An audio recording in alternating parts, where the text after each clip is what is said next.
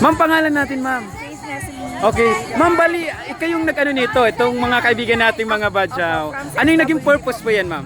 Para po hindi na sila mag-beg sa kalsada.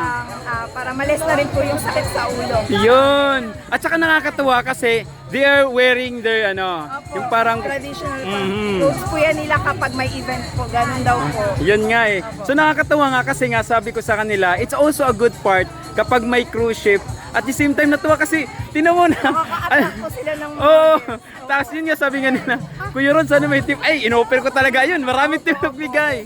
Meron yan silang dalawa, sir. Nag-start na yan sila nakaraang Wednesday. Unang Wow. grupo yun. Sana So, tuloy-tuloy, opo. ma'am. Tuloy-tuloy. Alternate sila, sir, every cruise ship po. Ba't naisipan mo, ma'am? Hindi po sa akin galing. Okay. From CSWD po. Okay. So, with tourism na rin po. Na ganito na lang po yung mangyari sa mga badyaw natin. Para po kahit pa paano may pagkaabalahan po sila. Yes. Kaya nga, so proud. So, ina-assist niyo po sila. Yan. Pinupuntahan ko po sa Tagburos. From Tagburos.